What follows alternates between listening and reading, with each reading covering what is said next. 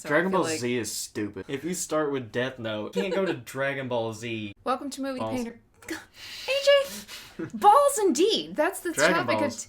Let me say the thing. Welcome to Movie Painter Pleasure Podcast, the show that has all its balls in a row. Is that the phrase? It is now. Dragon Balls it is. AJ, what movie are we talking about? I don't know. What? Dragon Ball SuperHeroes. Yeah. Dragon Ball. Which is a stupid name. I don't understand the name. Now, a little bit of background. I know absolutely nothing about Dragon Ball Z, Dragon Ball Super, or anything. All I know is I'll hear little snippets. Dragon Ball Evolution. You watched that one? We did, and we did a podcast on it, and that was terrible. But really, it was a live-action version of an anime, so I haven't seen a good one yet. They're all terrible. Detective Pikachu is fucking awesome. Well, but that's technically from a game. Oh, it's so fucking it's awesome. not an anime. Well, it was better than any anime adaptation I've seen. But anime movies, as in the animated ones, were usually pretty good.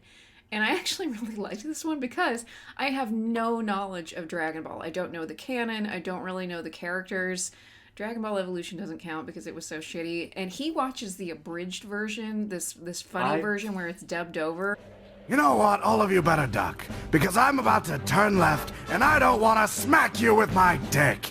So I hear all the jokey stuff, but I know nothing about Dragon Ball, so why don't you talk about your background knowledge of Dragon Ball? You're even wearing a Vegeta shirt.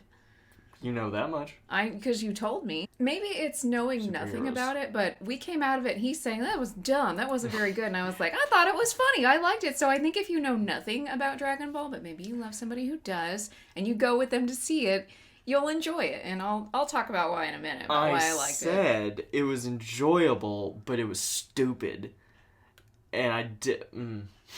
Okay, well, let's get into it and talk about it. So this is spoiler-free, but... Spoiler-free, so as much as you can, because I don't know who anybody is or what. You know, we're about a half a generation apart in age, and I just missed the anime explosion in the United States. I was older, I was in high school when Pokemon and all that stuff was coming out, so I really wasn't into anime, and I was aware of it, but I thought it was just for nerds. Okay, so why don't you give some Getting plot back to points. Dragon Ball. Give some plot points of Dragon Ball SuperHeroes. It opens with a pretty laid out summary of the Dragon Ball things that happened that led to this. I appreciated that. I like a little bit of exposition with my movie. It was done alright. Yeah, and then there was a conversation in a car at the very beginning, and that gave more exposition. And I was like, oh, nice. Okay. Thank you. Yeah. That's enough background information for me. Okay. People who didn't watch Dragon Ball. I didn't either. Goku murdered a whole army of people. So, the scientist that survived that came back in Dragon Ball Z, made androids plus this weird dude named Cell that absorbed those people. And then he got murdered by Gohan, and then... And Gohan is Goku's son. Yes. Okay. But Dr. Gero had a grandson who is now an adult, and a big corporation who is It's very obvious, like, Red Ribbon Army hangover. But I like that it's a pharmaceutical company. It's a big, evil pharmaceutical company. It's just kind of weird that they're like, we're a front for the Red Ribbon Army, but you're still called the Red Pharmaceutical Company with the same logo and shit. Yeah, it's like, why did Superman... And this guy he wears glasses, but he's not Superman. Yeah, it's real dumb. But whatever. Okay, so Gero has a grandson, and he's a genius, and he can make androids too. But now they're going to be even stronger. That's the setup. Talk a little bit about who's in charge of the pharmaceutical company, because he was my favorite character. Oh, Magenta. Yeah, this little Italian mobster guy. Joe Pesci. Basically. If Joe Pesci had he's not as aggressive. If Joe Pesci had finally gotten to the head of the mob, then that's your dude. Okay, this movie's really funny. I'll give it that. It's really funny. It's very funny. It's got a lot of the Toriyama gaggy type stuff, which Dragon Ball started as a joke comic. Like, it was made to be a funny manga, and it just sort of grew into this universe battle thing. Watch the fucking movie. But It's mostly focused on Piccolo and Gohan, and they kind of do some jokey stuff with Goku and Vegeta off on this other planet or whatever, almost as like a fan service joke thing. The issue is that I spend every day training with you to be a better fighter for him. And what does he do? He goes out and pays for it. Well, I don't see how that's... Goku, hold on. This is Vegeta's turn. Now, how did that make you feel, Vegeta? It made me feel hurt. It made me feel inadequate. And I was fine with that. Gohan, I didn't really like him as much. I kind of wanted to see more Goku, but I love Piccolo. Piccolo's the shit. He was so funny. He's so dry. He's so sarcastic. He was the best one. All fans love Piccolo, and he's not loved by the people who write him. So it was cool that he got some love in this movie, I guess. So basically, like, evil ensues, and the good guys, Piccolo and friends, are trying to overthrow them. Yeah. So, so the movie tries to bring back Gohan and Piccolo as, like, for people who cared about them as characters. The show did this kind of fucked up thing where... Damn it, I just took a drink of I water. didn't say anything. Where they finally let go of Goku. Like, Goku dies in Dragon Ball Z, and Gohan's supposed to be the lead now. And nobody liked that shit. Like, Toriyama specifically set it up. He's gonna go with Gohan, but nobody liked it very much because it turned into silly, like, Gohan's a superhero who calls himself Saiyaman. And I never even watched those 2 seasons because it sounded stupid. I wasn't going to go back and watch that. So this is kind of like bringing them back up to Goku and Vegeta again, because Goku and Vegeta are like the main part of the show now again. And it's like Toriyama and his team are trying to put everybody back in a level playing field, sorta. Because humans are still shit. So they don't even matter. Do you think this is leading into a sequel? Like the way they set it up and the way things got resolved? I'm sure there will be another movie. Yeah. But they're supposed to continue with the series. And then the manga's already has been continuing. It's multiverse aplenty. Anyway, so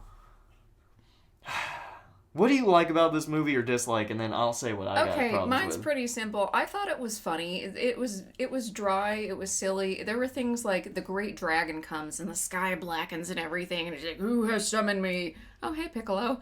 Just little silly stuff like that. It was funny. It was easy enough for me to follow that I didn't need a ton of background information on Dragon Ball, anything, the Dragon Ball multiverse, and maybe that was kind of a clean slate, innocent mindset for me, because I just enjoyed it as an encapsulated story. I wasn't like, this is canon, this isn't canon, this is dumb because this happened, or this can't happen because something else would contradict it. So just as a standalone movie, I thought it was funny. I liked it. It didn't blow my mind or anything the way some anime movies do, but it was fun. It was a good way to spend an afternoon. I don't mind that we went and saw it in the theater, and I thought it was funny. I mean, this was never gonna be like oh my god, my life has been changed by anime movie. I mean, it's not your name. It's fucking, no. It's just, you have to be a Dragon Ball Z fan or be willing to throw away an afternoon. Like, I think if you know nothing about Dragon Ball and you have a sense of humor, then you'll like it. The ending with the main conflict with the main kind of villain character dragged on a little bit. A little bit, because that was my one complaint. That's gonna be my thing. That was my complaint. So you go. So, okay, if you're I could see this as a layperson being maybe one of the better ones to watch, because it's not as good as some of the other three movies, but the other three movies take themselves a little more seriously, and they have, like, it's part of the story. This is part of the story too, but it's almost like its own little thing. So for the other movies, you need more background information. Yeah, I feel like it would be necessary. They're not as funny, things like that. Yeah. This one, it was enjoyable, but I had two pretty big, not big, but like two things that annoyed me. One, so they're finally giving love to Piccolo and Gohan. That's fine, but Goku and Vegeta are always training, so they're like the cool, like, you watch them in the series and you want to like go work out or something, or go kick a bag or whatever. I want Piccolo and Gohan to do the same, to put in the same effort. And I don't think they do, ever. Like, okay, Piccolo's had power boosts before. One was from absorbing a random Namekian that he met. The other was from absorbing the other half of his dad. And then everything else after that, he's meditating and shit, but he never catches up or even gets close to Vegeta and Goku. Gohan trained until he was like 11, and then he beat the most powerful thing in the universe, and then he dropped off and became kind of a pansy. And then he had his potential unlocked by sitting in place for an hour. Or for like 8 hours, and some old dude doing this in front of him. If I could sit on my ass all day and unlock my potential, I would rule the world. They kind of do it this same sort of thing with Piccolo in this, so that's where he gets his power boost. Oh, I thought he got it from the it's dragon. cool. Yeah, but it's just emulating somebody else's thing. It's cool that he gets his own thing, and he gets all buff, and he's orange for some reason. And they call him orange. Like, what should we call you for your new name? Yeah, Orange Piccolo. That's good enough. He's not... His power is called Special Beam Cannon. He's not, like, super creative. It's cool, I just wish he had done it himself. Like, to show how smart and intelligent and powerful he is. Yeah. Gohan, similar thing. I'm not going to explain anything about his, like, transformation, when or why, but I wish that the movie explained it more than what it was. It did look cool. Looks cool. His final badass transformation. Got no idea what it is. Which, okay, is this a thing in Dragon Ball where you're either coming into your power or you're threatening, and you stand there and scream, and just visually there's like shit flying up? Yes, and there's flames around you, and stuff is like, all these colors are flying up around you. Okay, because that happened a lot. I guess is that like an artistic choice? Every single transformation. When the Cell Super Saiyan robot, 1, same. Super Saiyan 2, same. Super Saiyan 3, exaggerated. Nothing but screaming for like 9 minutes straight. Gohan, but then also... Sean Schimmel literally passed out in the booth doing the lines for third. And it's the same here. But also with the main monster thing they're fighting at the end, it's the same thing. Just stand in place and scream, and all these colors are flying out. Yeah. Okay, so that's a thing. That's a problem. The main villain kind of sucks. Yeah. Like, he's based off of another character who had a lot of personality and was a lot of fun. This one doesn't at all. Oh, there's no personality. No. Like, he's sort of Brawly-esque, but Brawly had more personality. There's Magenta and then the grandson, They're Evil fun. Genius. They are funny. They have personality, but the main thing at the end is just kind of, it's almost like a Frankenstein's monster. He doesn't really do much except try to kill people. Also, before I say the one, like, saving thing for me, my friend at work, Lance, mentioned this. We've never once seen, I won't say who does it or to who, but we've never once seen someone shoot somebody and they drop and they just unload the clip on them. Like, it was pretty gangster. Like, oh, yeah. Somebody at one point later in the film shoots somebody in the chest, and when they hit the ground, they just keep shooting. Just unload very it. Not Dragon Ball. It's it's very mobster-esque. Yeah. That was cool. That was so cool. Shout out to Lance for bringing that up. The best part is the very end of the fight. And I won't say exactly what it is, but there are a couple times in the series where people have done group attacks that are, like, really cool. Like, Gohan sort of gets help from his dad when he's fighting Cell in the afterlife, and they do a Kamehameha together. It's reminiscent, but, like, it's cool as shit, and I wasn't expecting it. So that was the saving moment for me. Everything else, it was fun, but I think it's like the second worst of the live action movies for me. So, not live action. The super movies. I don't know why I'm saying live action. Okay, so as far as like ranking with the Dragon Ball movies, this Also, is on the lower animation end. wasn't as infuriating as I thought it would be. Okay, it was weird though because it was like 2D for the characters, and then they must have gotten some money for some 3D animation because there were so many wide shots. I mean, the whole and thing's coming up, 3D. it's all but 3D, which it was fine. It looked really good, but they overdid it. It at looks some like points. a video game. Yeah, kinda. it did look like a video game. Like, I'm gonna zoom out and do a 360 spin. So that was a little distracting. They've done it before, but they've integrated it with 2D and 3D in the other movies. Yeah. This one, and that's the way they marketed it. I don't know anybody that really loved the idea at all. I thought I would absolutely hate it, but I was okay with it. I still didn't like it, but it didn't infuriate me. Yeah. So, worth going to watch if it's anywhere near you right now when you see this, which it might not be. Anime movies are weird like that, but it's worth seeing when it comes out. I've got one question for you, AJ. If you had all the balls, all the Dragon Balls, and you could make a wish from the dragon, what would you wish? Fuck. Okay. If I was being realistic, I would wish for a debit card that only pulls money from the billionaires in the world. And no one could ever track it, but I could use it anywhere. If I was going to be a little more anime-ish, I would wish for training, the training rules of the anime world, like Dragon Ball Z, to be real. Ooh, okay. So I could keep training forever and get strong as shit. You could go into your Super Saiyan mode. Or that. I'm pretty I don't need basic. the Super Saiyan, I but- just wish for gobs of money so I could go buy a big house somewhere and be left alone. Tax-free.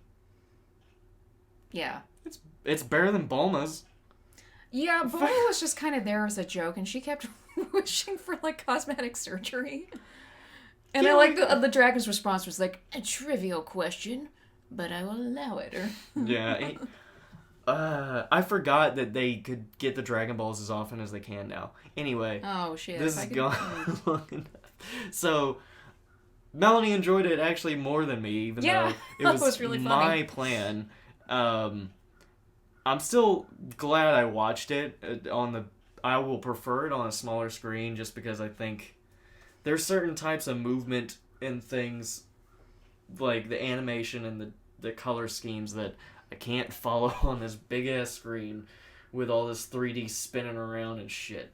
So, other than that, yeah, it was a pretty good time. It was a good time. Comment your favorite character from Dragon Ball of all time, if you have one.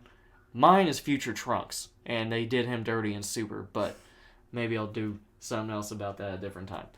And also, what's your favorite Dragon Ball film? Obviously not going to be Evolution for I was anybody. going to say that. So, how to join our cult and be my victim, and also go back and watch our Dragon Ball Evolution episode. Twitch, YouTube, Discord. You can listen to us on Anchor, Spotify, iTunes, and you can see us on Movie Painter Pleasure Podcast on Instagram, and you can follow me, Melanie Gibson, author, on Instagram. Huh. Cool. So, go punch a dragon in the balls. And steal the balls. Yeah.